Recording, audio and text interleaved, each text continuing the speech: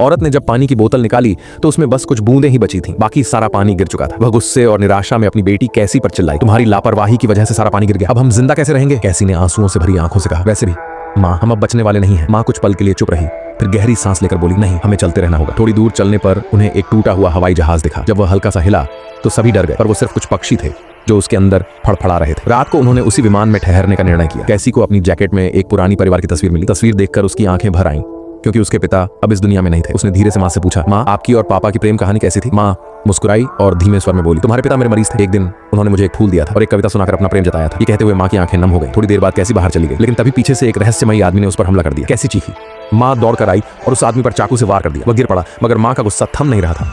वह लगातार वार करती रही, मानो उसकी आंखों में खून उतर आया हो। कैसी ने कांपते हाथों से माँ को रोका, बस माँ अब वो मर चुका है। धीरे धीरे माँ शांत हो गई। सुबह जब उन्होंने उस आदमी की लाश देखी तो उसके शरीर पर किसी जंगली जानवर के काटने के निशान थे। सबके मन में डर बैठ गया, शायद इस इलाके में कोई भयानक जीव मौजूद था। वे आगे बढ़ते गए। रास्ते में बेटा टॉम अकेले ही एक तालाब से पानी पीने लगा। माँ ने उसे डांटा, कभी भी अनजान जगह का पानी मत पीना, वो जहरीला भी हो सकता है। कुछ दूर जाकर उन्हें कुछ टूटी हुई कुर्सियां मिली। कैसी और माँ ने मिलकर उनसे एक अस्थायी झोपड़ी बना लिया और वहीं रात बिताने का निश्चय किया। सुबह कैसी की नींद टूटी तो उसने देखा दूर से केकड़ों का एक विशाल झुंड उनकी ओर बढ़ रहा था। वह घबराकर चिल्लाई, माँ भागो। तीनों किसी तरह जान बचाकर दौड़ने लगे। आगे उन्हें एक बड़ा जहाज दिखाई दिया। जहाज पर 3 लोग जिंदा थे, लेकिन अजनबियों को देखकर वे डर गए और एक कंटेनर में छिप गए। माँ ने बच्चों को ऊपर चढ़ाया और खुद भी चढ़ने लगी। तभी एक केकड़े ने उसके पैर में जोर से काट लिया। वह दर्द से चीखी, मगर किसी तरह ऊपर पहुंच गई। नीचे कंटेनर के एक छेद से केकड़े अंदर घुसने लगे।